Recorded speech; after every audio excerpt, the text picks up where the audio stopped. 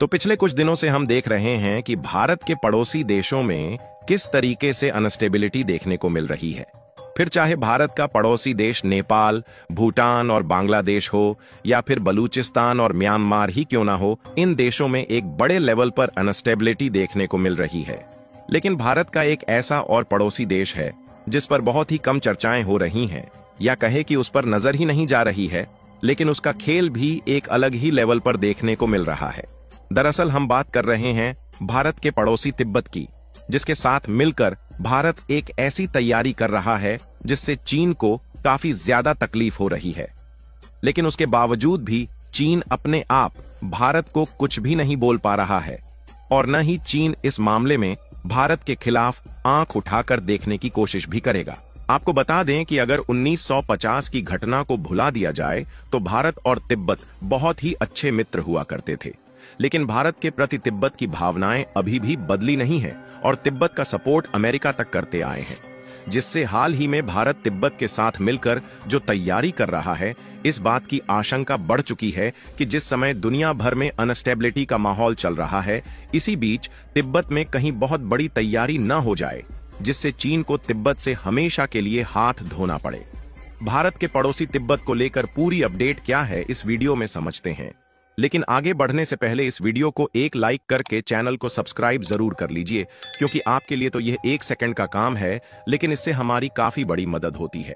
सबसे पहले आप अपनी स्क्रीन पर ध्यान से देखिए और तिब्बत की लोकेशन को समझने की कोशिश कीजिए। देखिए, यह है हमारा भारत देश, जहां भारत के पड़ोसी देशों में पाकिस्तान, नेपाल, भूटान, बांग्लादेश और म्यांमार यानी कि वर्मा के साथ साथ चीन मौजूद है। लेकिन यहीं पर आपको नेपाल और भारत के साथ साथ चीन की सीमा से सटा हुआ जो कत्थे कलर से हाईलाइटेड एरिया दिख रहा है, यही है तिब्बत, जो कि पहले के समय में एक स्वतंत्र देश हुआ करता था, और इसका रिलेशनशिप भारत के साथ काफी अच्छा था, और चीन के आक्रामकवादी नीतियों से भारत को बचाने के लिए एक दीवार की तरह काम करता था, क्योंकि तिब्बत एक लंबी सीमा भारत के साथ शेयर करता है। लेकिन अगर आपको याद हो तो साल 1950 में भारत नया नया आजाद हुआ था, और इस समय भारत का संविधान ही लागू हो रहा था। इसलिए भारत अपने पड़ोसी देशों के मामले में ज्यादा हस्तक्षेप करने की बजाय खुद के देश को स्वतंत्रता की एक मजबूत कड़ी से जोड़ने में जुटा हुआ था। यहां तक कि कई क्षेत्र भारत में भी शामिल होने के इच्छुक थे, लेकिन जवाहरलाल नेहरू ने उस प्रस्ताव को ठुकरा दिया, क्योंकि इससे विवाद बढ़ सकता था। और जब भारत अपने में ही व्यस्त था तो इसी का फायदा चीन ने उठाया, और चीन ने अपने सैनिकों को भेजकर धोखे से पूरे तिब्बत को घेर लिया, जिससे मजबूरी में तिब्बत के जो आध्यात्मिक नेता दलाई लामा थे, उन्हें तिब्बत को चीन के हाथों में सौंपना पड़ा, जिससे चीन ने तिब्बत पर कब्जा कर लिया। लेकिन समझौते के अंतर्गत कई प्रावधान भी शामिल थे, इसलिए चीन और तिब्बती लोगों के बीच विवाद और भी ज्यादा बढ़ता गया, जिससे साल 1959 में दलाई लामा को तिब्बत छोड़कर भारत में शरण लेना पड़ा, और साथ ही हजारों तिब्बती भी भारत आए। भारत ने उन्हें शरण दी और हिमाचल प्रदेश के धर्मशाला में उनके लिए जगह बनाई। आज भारत में करीब 75,000 तिब्बती रहते हैं, और कई बौद्ध मठ भारत में ही बने हैं। लेकिन पिछले कुछ सालों में चीन ने हिमालय के इन मठों के जरिए अपनी संस्कृति और प्रभाव फैलाने की कोशिश की है।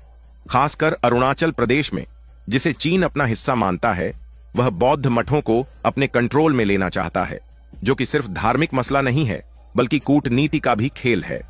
चीन बौद्ध धर्म को अपनी सॉफ्ट पावर के तौर पर इस्तेमाल करता है।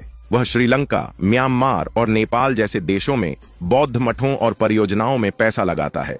वह खुद को बौद्ध धर्म का सेंटर दिखाने की कोशिश करता है, जबकि बौद्ध धर्म की जड़ें भारत में हैं।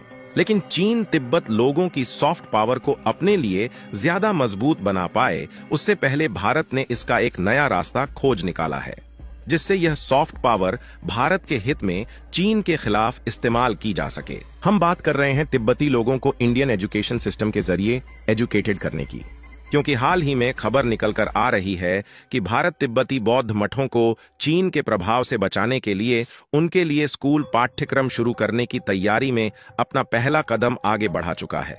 दरअसल हिमालय के करीब 600 बौद्ध मठों में भारत सरकार ने एक नया स्कूल पाठ्यक्रम शुरू किया है। ये मठ सिक्किम, हिमाचल प्रदेश, उत्तराखंड, जम्मू कश्मीर, लद्दाख और अरुणाचल प्रदेश में फैले हैं। पहले इन मठों में बच्चे सिर्फ बौद्ध धर्म और तिब्बती परंपराएं सीखते थे, लेकिन अब इस नए पाठ्यक्रम में दो तरह की पढ़ाई होगी। पहली होगी पारंपरिक शिक्षा, जिसमें बौद्ध दर्शन, भगवान बुद्ध की शिक्षाएं और तिब्बती भारतीय परंपराएं सिखाई जाएंगी। लेकिन दूसरी खास बात यह है कि इसके माध्यम से आधुनिक शिक्षा भी दी जाएगी, जिसमें गणित, विज्ञान, कंप्यूटर, अंग्रेजी, हिंदी और वहां के रीजनल लैंग्वेज पढ़ाई जाएगी। इसके अलावा बच्चे भारत का प्राचीन और आधुनिक इतिहास भी पढ़ेंगे, जिसमें यह भी बताया जाएगा कि भारत ने तिब्बत की आजादी के लिए क्या क्या किया। यह पाठ्यक्रम 20 मठों में शुरू हो चुका है और जल्द ही बाकी मठों में भी लागू होगा। लेकिन सवाल यह है कि भारत ने यह कदम क्यों उठाया और आखिर इससे भारत का क्या फायदा होगा। तो इसका सीधा सा जवाब यही है कि चीन इनको अपने प्रभाव में ले जा रहा था, जो कि आने वाले समय में भारत के लिए खतरा बन सकता था। इसीलिए भारत ने इस नए पाठ्यक्रम के जरिए मठों में भारतीय संस्कृति और इतिहास को बढ़ावा देना शुरू किया है।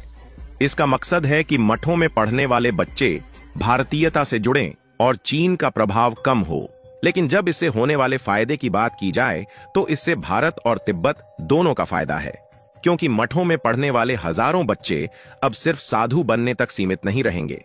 वे गणित, विज्ञान और कंप्यूटर सीखकर डॉक्टर, इंजीनियर या टीचर बन सकेंगे।